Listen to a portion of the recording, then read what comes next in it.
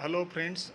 आज हम बात करेंगे क्लास नाइन्थ आरबीएससी स्कूल में आईसीटी बुक का चैप्टर वन पार्ट एक कंप्यूटर का परिचय। उसके कुछ महत्वपूर्ण बिंदु हम देखेंगे। उसके अलावा आपके जो है एमसीक्यू टाइप के क्वेश्चंस और अति लघुरात्मक प्रश्नों के हम आंसर देंगे, तो आपके होमवर्क में भी काफ़ी अच्छे रहेंगे और आपके एग्ज़ाम की तैयारी के लिए भी बेस्ट रहेंगे।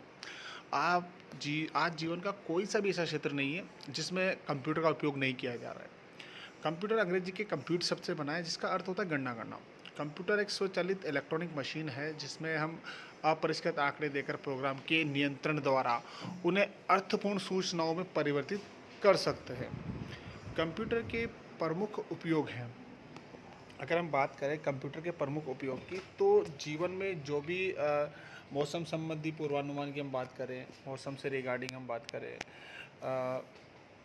अंतरिक्ष संबंधी अनुसंधान की हम बात करें, संचार, सूचनाओं का प्रसारण, ई कॉमर्स, बैंकिंग वगैरह, पुस्तक प्रकाशन एवं मुद्रण, शिक्षा, यानी कि अभियांत्रिकी, चिकित्सा, मनोरंजन, शोधकर्ता के अनुप्रयोग, इन सब चीज़ों में कंप्यूटर का बहुत बहुत ज़्यादा उपयोग हो रहा है। अगर कंप्यूटर की कुछ विशेषताएं, स्पेशलिटी बताएं तो गति, जो स्पीड होती है, एक्यूरेसी, शुद्धता होती है, सक्षमता होती है, स्मरण शक्ति होती है, व्यापक उपयोगिता और स्वचालन होता है। ठीक है। अगर इसकी कुछ सीमाएं, लिमिटेशन है, तो सबसे बड़ी क्या है, इसमें सोचने समझने का अभाव होता है, बुद्धि का अभाव होता है, कंप्यूटर वायरसों का खतरा होता है, ये सारी चीज़ें ये हैंडल नहीं कर सकता। सूचना प्रौद्योगिकी के युग में कंप्यूटर के बिना जीवन की कल्पना करना असंभव है।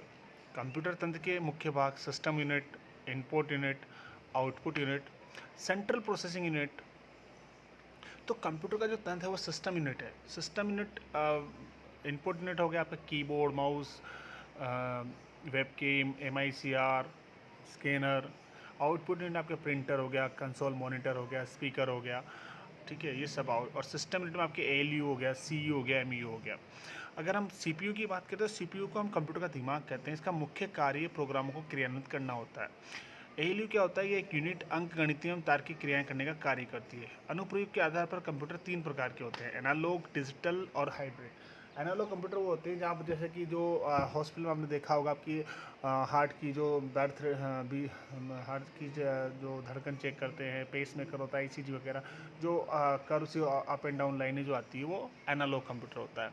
डिजिटल कंप्यूटर, जो नॉर्मल कंप्यूटर हम लोग यूज़ कर रहे हैं, उसे डिजिटल कंप्यूटर भी बोलते हैं। और हाइब्रिड कंप्यूटर जो होता है, एनालॉग और डिजिटल दोनों का मिश्रण होता है।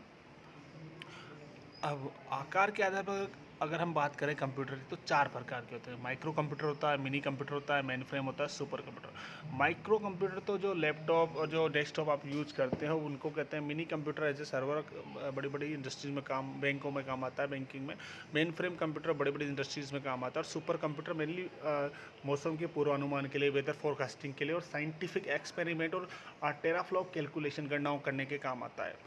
परम जो है इंडिया का पहला सुपर कंप्यूटर है, जो वो भारत में विकसित किया गया है। इसका विलक्षण गुणों और अद्वितीय क्षमता तथा बहुउपयोगी सुपर कंप्यूटर कहलाया है। और भी इसकी सीरीज़ के परम 10,000 जो बनाया था उसके बाद। अगर हम बात करें मेमोरी की, तो मेमोरी में कंप्यूटर का कार्यकारी संग्रह, यानी कंप्यूटर का जो भी डेटा होता है, जो काम करते हैं, वो सारा स्टोर होता है। सूचना प्रोग्राम संग्रहित रहते हैं और आवश्यकता के समय तत्काल उपलब्ध हो जाते हैं। मेमोरी मुख्यतः दो प्रकार की होती है: मुख्य मेमोरी और बाह्य मेमोरी। अब हम बात करें तो मुख्य मेमोरी दो तरह की होती है। एक तो होती है रैम और दूसरी होती है रोम। अस्थायी रैम तो क्या होती है, टेम्परेरी होती है, और रोम जो है परमानेंट होती है। रैम दो तरह की होती है, स्टैटिक और डायनामिक। रोम तीन तरह की होती है: P ROM, double E P ROM और E P ROM. Bit memory की सबसे छोटी इकाई होती है। बाइनरी अंक प्रणाली में इसका मान 0 तथा 1 होता है। बाइट, 8 बिट के समूह को बाइट कहते हैं। सामान्यतः एक कैरेक्टर, एक अक्षर को एक बाइट से व्यक्त किया जाता है। किसी भी अंक प्रणाली का आधार, रेडिक्स या बेस, जो बेस होता है उसका, वो कुल अंकों का प्रतीकों को बताता है। तो द्विआधारी अंक में अगर बात करें, 1 + 1 10 होता है। तो आधार को व्यक्त करने के लिए सब स्क्रिप्ट का इस्तेमाल किया जाता है, अर्थात 1 की बेस 2 + 1 का बेस 2 = 10 हो गया। तो यहाँ पर हम बात करें द्विआधारी अंक संख्या को दशमलव की संख्या में बदलने के लिए, प्रत्येक बिट को उसके स्थान पर, उसके जो बेस, तो इसको क्या करेंगे, रिवर्स लिखेंगे, 1248 और के साथ जोड़ा जाता है। तो हार्डवेयर में क्या है, कंप्यूटर से जुड़े सभी भौतिक भाग जिन्हें हम देख सकते हैं, छू सकते हैं, हार्डवेयर कहलाता है। सॉफ्टवेयर वो होता है जिससे कंप्यूटर से कार्य करवाने के लिए दिए जाने वाले निर्देशों को सॉफ्टवेयर कहते हैं। कंप्यूटर के विकास क्रम को 5 पीढ़ियों में विभाजित किया जाता है: first generation, second generation, third generation, fourth generation, fifth generation. User भाषा को मशीन भाषा में बदलने के लिए ट्रांसलेटर सॉफ्टवेयर की आवश्यकता होती है, और ट्रांसलेटर मेनली 3 तरह के होते हैं, low level sorry compiler, interpreter और असेंबलर।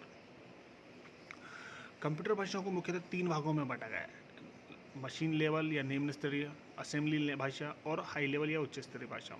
सॉफ्टवेयर मुख्यतः 2 प्रकार के होते हैं, सिस्टम सॉफ्टवेयर और एप्लीकेशन सॉफ्टवेयर। अब कंपाइलर, इंटरप्रेटर, असेंबलर, ऑपरेटिंग, ये सिस्टम, ये क्या है, सिस्टम सॉफ्टवेयर के उदाहरण है। ये सारे सॉफ्टवेयर्स के उदाहरण देखा जाता है। अब कुछ बहुचयनात्मक प्रश्न की बात करें तो कंप्यूटर में डाटा स्वीकार करने वाली युक्ति जो है वो सीपीयू होती है, आंसर होगा। और कंप्यूटर की किसी विशिष्ट भाषा में लिखे निर्देशों को समूह को क्या कहते हैं, प्रोग्राम कहते हैं। कंप्यूटर से जुड़े सभी भौतिक भाग जिन्हें हम देख सकते हैं, छू सकते हैं, कहलाते हैं हार्डवेयर कहलाते हैं। एक बाइट में 8 बिट होते हैं। पेट्रोल पंप पर तेल मापने के लिए कंप्यूटर जो होता है वो एनालॉग कंप्यूटर होता है। कंप्यूटर तंत्र की मुख्य इकाइयों के नाम होता है, जो 3 मुख्य इकाइयाँ हैं, सिस्टम यूनिट, इनपुट यूनिट और आउटपुट यूनिट। इनपुट इकाई के उदाहरण की बात करें तो कीबोर्ड, माउस, स्कैनर, वेबकैम, ठीक है। और अंकगणितीय एवं तार्किक क्रियाएं इकाई के कार्य क्या है, जितनी भी कंप्यूटर में अर्थमेटिक यानी कि जो नंबर की कैलकुलेशन होती है, जो तार्किक क्रियाएं होती है, वो सारा एएलयू करता है, अर्थमेटिक लॉजिक यूनिट। 10, 110, 111, 10, 11, 1100, 11, 10, ये सब बाइनरी नंबर है। अब इनको द्विआधारी नंबर लिखेंगे तो हम क्या है, जैसे कि 1, 2, तो ये बेस किसका है, 2 का। इसके बाद अगर हम बात करें तो 6 का है, फिर 7 का है, फिर 8, 2, 10 और 1, 11 का है, फिर है 8, 4, 12 का, उसके बाद 8, 4, 12, 2, 14, 14 का है, ठीक है। 23.45 को भी मल्टीप्लाई करेंगे हम 2 से ईच डिजिट को। पॉइंट के इधर वालों को तो पॉजिटिव पावर लगाएंगे और पॉइंट के इधर वाले को -1, -2 पावर लगाएंगे। एटीएम का पूरा नाम बताएं तो ऑटोमेटिक टेलर मशीन होता है। डिजिटल कंप्यूटर जो होता है वो नंबर्स पर कैलकुलेशन करता है, हाई लेवल लैंग्वेज पर काम करता है, क्योंकि इसकी जो सारी प्रोसेस होती है वो हाई लेवल ह्यूमन रीडेबल होता है, और जो सारा वर्क ये स्टोर करता है वो मशीन लैंग्वेज में करता है,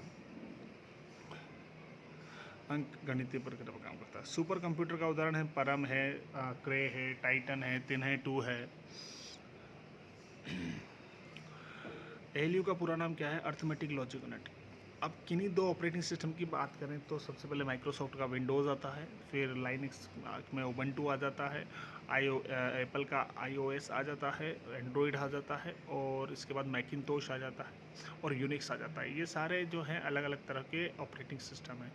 till now, thank you, have a nice day, bye bye.